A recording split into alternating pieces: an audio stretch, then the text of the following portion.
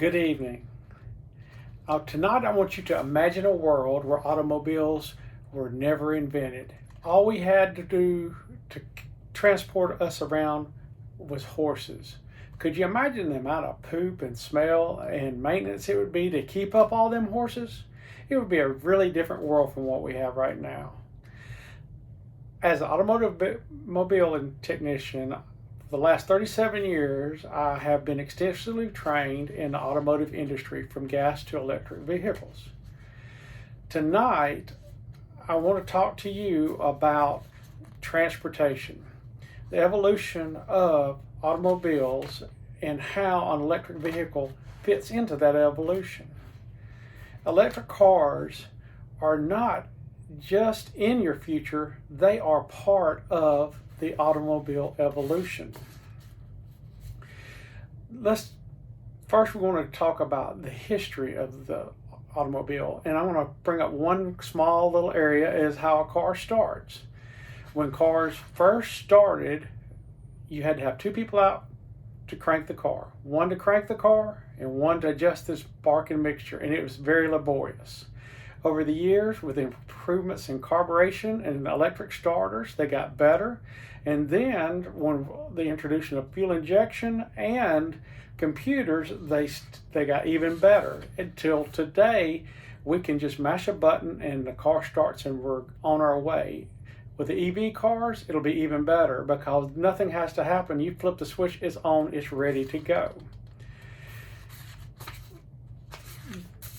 Today, we have a mixture of electric cars and gas cars to fit our bill because they're not quite to the area they need to be yet. Gas cars still have their place in society, and they will for a very long time, but also hybrid cars, which David Malbaum from Kiplinger states have a better range and better fuel economy than gas cars, are one of the best picks right now. But as things progress, we have plug-in hybrids, which actually run about 100 miles off of a charge before they kick into gas, or total EV vehicles that go about 200 to 300 miles. EV vehicles right now are good for people who live in the suburbs that have less than 300 miles to travel at a time, and maintenance costs are very low. Brenda McKay from Supply Chain Magazine states the major things right now that stop people from buying EVs are the range, the price, because they're very expensive, and charging capabilities, the infrastructure. But over the years, this will change and things will get much better.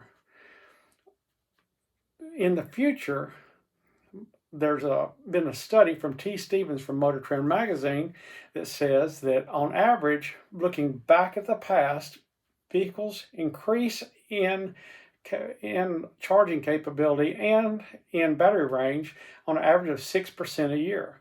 That's 6% compounded interest a year. So that means like every 7 years, it will almost double.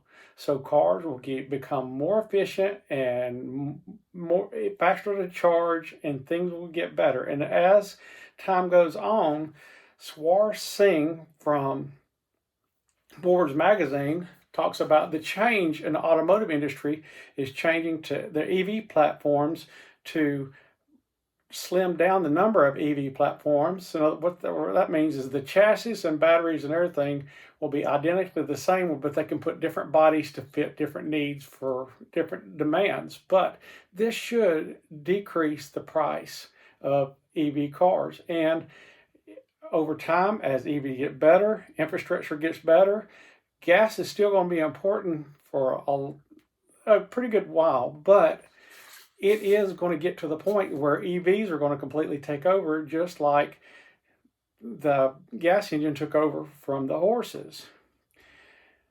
In conclusion, I would like to thank you for your time for listening to me tonight about how the automobile is evolving. And I want you to understand, first we discussed a little bit about the history, explain how just one of the many facets of automobile has evolved over the last 100 years. Second, we talked about what's going on today in society today. And lastly, we brought up the future of evolution as electrics slowly take over the gas engine and will replace it just like the horse.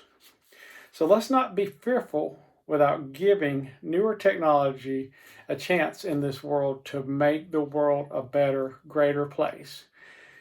And as the automotive industry uses EVs as our next step in the automotive evolution.